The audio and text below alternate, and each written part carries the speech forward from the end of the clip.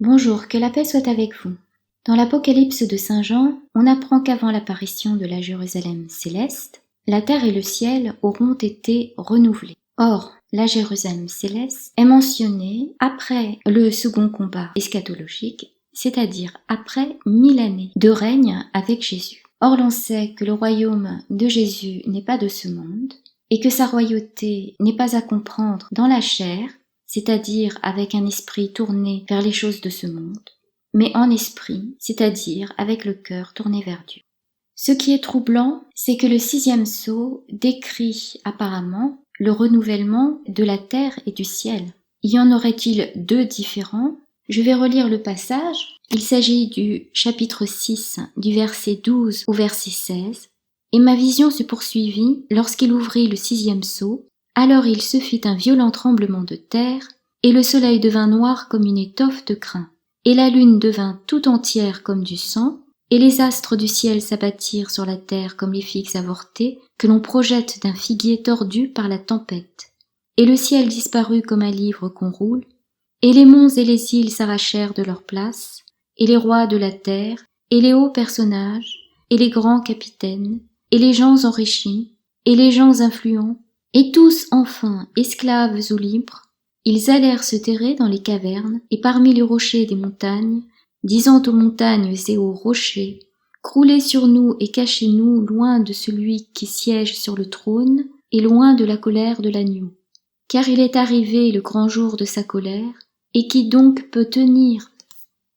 On peut donc avancer l'hypothèse que le 6e sceau interviendrait seulement au bout des 1000 ans, donc que le déluge attendu ne serait pas pour demain.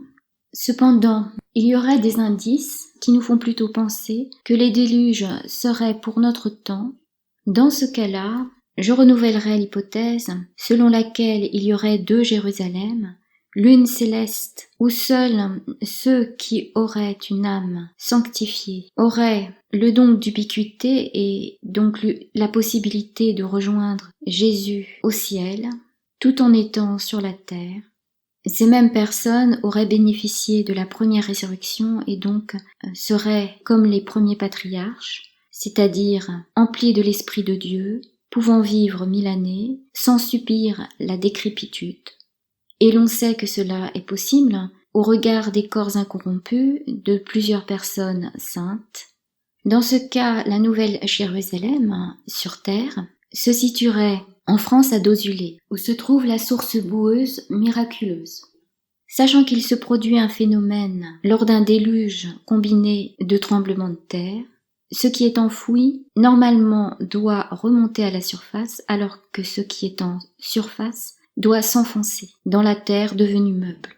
Et lorsqu'on a pris connaissance des continents qui se seraient effondrés d'un coup, en l'occurrence Doggerland, on peut s'imaginer que ce dernier continent, prochainement, referait surface et s'élèverait donc au-dessus du niveau de la mer. Cela ferait sens. J'ai mis dans la description une vidéo qui fait le résumé des continents qui ont été découverts et qui sont enfouis. Évidemment, les explications s'appuient sur les hypothèses selon lesquelles la Terre ne serait pas plate, donc qu'il y aurait des dérives de continents, qui se feraient forcément sur des millions voire des milliards d'années. Or, avec la thèse du déluge et des tremblements de terre, cela pourrait se faire sur quelques années et expliquerait donc beaucoup de choses par rapport aux inventions oubliées puis retrouvées ou aux constructions anachroniques, c'est-à-dire de châteaux forts perchés sur des rochers où les cavaliers ne pourraient en aucun cas accéder avec leurs chevaux, pas plus avec leurs armures. On ne les imagine pas escalader des pans de rochers pour retrouver leur demeure. Donc ce sont des preuves tangibles qui attesteraient donc de déluges supplémentaires qui n'auraient pas été aussi radicaux que l'épisode de Noé où là toute la population aurait été éradiquée à l'exception de membres de sa famille ainsi que les animaux qu'il a sauvés. On sait qu'un continent qui s'appelle Grand Adria a existé et qui s'est enfoncé et peut-être s'enfonce encore à la faveur de tremblements de terre. Et là, cela pourrait expliquer pourquoi le mont Ararat n'est pas aussi élevé aujourd'hui qu'il l'aurait été du temps de Noé. On voit qu'il y a d'autres continents, comme Zélandia. Peut-être que l'observation de ces continents pourrait nous donner des clés de compréhension au regard de ce qui se passe dans le monde aujourd'hui, car il serait possible que ces mêmes continents qui se sont affaissés remontent à la surface à la faveur d'un autre déluge. Il est peut-être aussi à supposer que, ne s'enfonçant pas plus, ils représenteraient des places fortes où l'on pourrait s'y réfugier. Peut-être y a-t-il déjà des bases souterraines. On comprendrait mieux alors la construction de paquebots qui permettrait de se placer au-dessus de ces continents enfouis. Bon, ça paraît un peu tiré par les cheveux, mais je préfère avancer toute hypothèse aussi farfelue qu'elle puisse paraître, car on ne sait jamais, peut-être que je frôlerai la vérité, qu'un esprit plus perspicace pourrait creuser.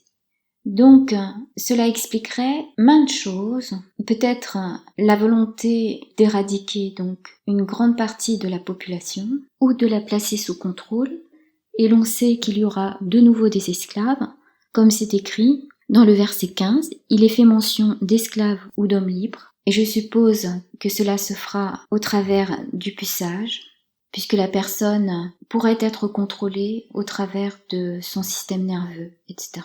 grâce aux nanotechnologies, ou même à la menace de leur infliger la mort ou des tortures, puisque les nanoparticules, du fait de l'échauffement par les ondes, infligeraient des douleurs internes jusqu'à provoquer la mort. Donc, l'on peut s'imaginer que ceux qui veulent imposer une gouvernance mondiale, en fait, préparent ce déluge et donc leur retraite.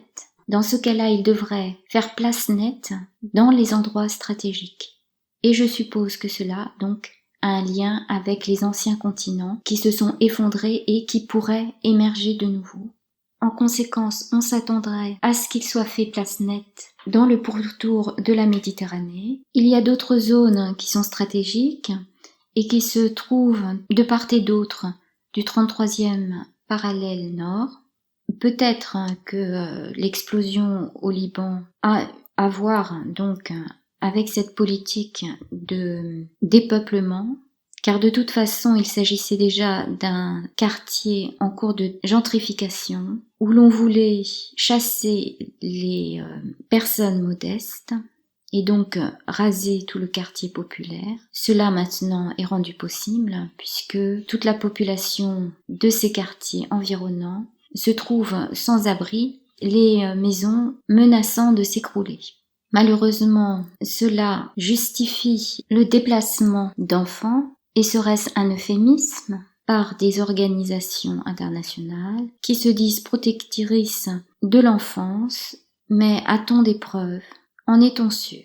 Je suppose que d'autres types d'opérations de ce genre qui permettraient de retirer les enfants à leurs parents pourraient se produire. Malheureusement, si l'on a un exemple devant nos yeux, je ne vois pas pourquoi cela ne se répéterait pas, puisque les gens imaginent que cet enlèvement d'enfants se ferait pour leur bien.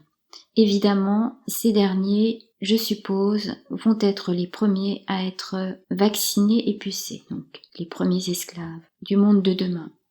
Malheureusement, certains utilisent ces événements pour faire le buzz autour d'un prétendu sauveur qui ne fait que jeter de la poudre aux yeux. C'est du vent, autant que le vent qui souffle sous les tentes prétendument remplies d'enfants sauvés, à l'instar des hôpitaux vides.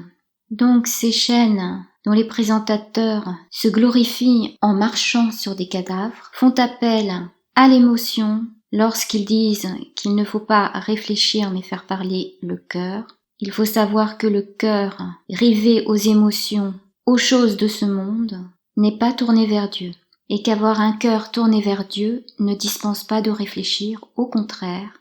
Si l'on a une raison, c'est pour s'en servir. Je ne suis pas de celles qui adhèrent à ce mouvement, qui veut voir dans ce combat contre l'injustice, qui ne vend que du vent, puisque l'on ne voit rien en fait. Il ne s'agit que de mots qui jouent sur l'imagination, mais il ne se passe rien. Il faut se réveiller, La manipulation joue beaucoup sur l'imagination, et comme l'on ne sait rien, il est évident que l'imagination peut aller bon train. C'est pourquoi il faut toujours se raccrocher à ce qui est. Moi, quand je vois des gens dresser des tentes et une voix off me dire il y a des milliers d'enfants dessous, je me dis que ça me fait autant d'effet que les hôpitaux vides où l'on nous a assuré qu'ils étaient pleins. Personnellement, je me suis promenée pendant le confinement devant les hôpitaux de Paris. Il n'y avait pas du tout d'embouteillage. Et j'ai parlé à une personne justement âgée qui m'a dit que le soir ils avaient le temps de boire le champagne et de rire, ce qui l'empêchait de dormir. Ils n'étaient pas du tout débordés. Donc malheureusement, nous ne sommes que les victimes de l'imagination. Je vais d'ailleurs mettre dans la description un lien vers un live qui pourrait ouvrir les yeux à certains, et surtout vers la fin, lorsqu'il est question des cages dans lesquelles on pourrait nous parquer. Ça me rappelle le film avec Charlton Heston, à la planète des singes.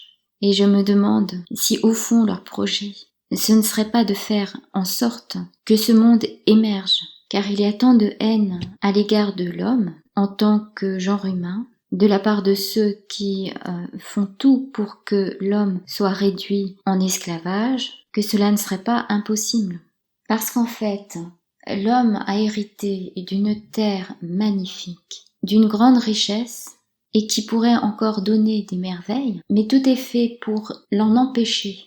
Aujourd'hui, comme hier encore, il y a tout un battage médiatique pour qu'il y ait migration de personnes fuyant des régions magnifiques, qui pourraient en plus les nourrir généreusement, si elles mettaient en pratique des connaissances ancestrales. Par exemple, en Afrique, il y a une méthode qui s'appelle le Zai, qui a été retrouvée. Au Burkina Faso, Yacouba Sawadoko a retrouvé donc cette technique afin de cultiver un sol aride. Il a ainsi planté des hectares d'arbres et donc rendu une région viable. Et ça, c'est important de le souligner. La nature est généreuse.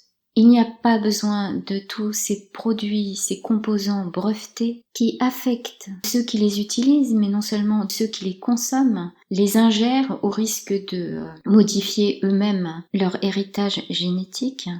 On ne sait pas avec l'épigénétique comment cela peut évoluer, et l'on voit bien qu'il suffit de peu. Il faut, il est vrai, user de patience, mais au bout du compte, quelle merveilleuse récompense!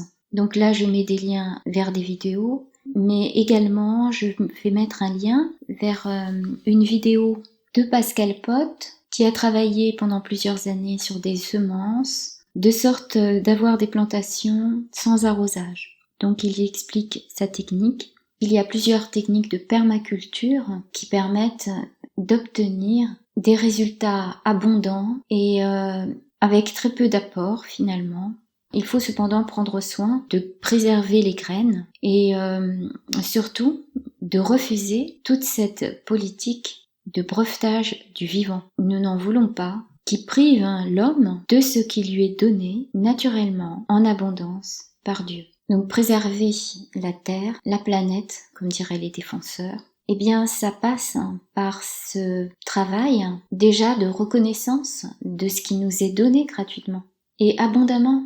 Alors, pour en revenir au déluge, il est possible que la zone du Sahara soit aussi une zone très prisée parce qu'en son sous-sol, il y aurait un réseau fluvial d'eau douce qui pourrait peut-être permettre à toute une population qui déciderait de vivre sous terre, de vivre. Et ça, c'est une hypothèse un peu tirée par les cheveux, mais je la mets quand même sur le tapis. Parce que dans l'Apocalypse de Saint Jean, il est dit qu'au bout des 1000 ans, il y aurait donc le second combat eschatologique où Gog et Magog sortiraient de dessous la terre. Donc je me dis que peut-être il y aurait des hommes qui iraient se terrer dans ces endroits stratégiques où la vie est encore possible. Bien entendu, on y respirerait moins bien et peut-être que cette mascarade avec les masques a une relation. Toutes ces hypothèses qui nous rappellent que souvent on cherche un trésor en dehors du lieu où l'on est et que peut-être il se trouve sous nos pieds. En tout cas, il est un trésor que chacun peut retrouver et il est dans son cœur. C'est la porte vers le ciel. Que la paix soit avec vous.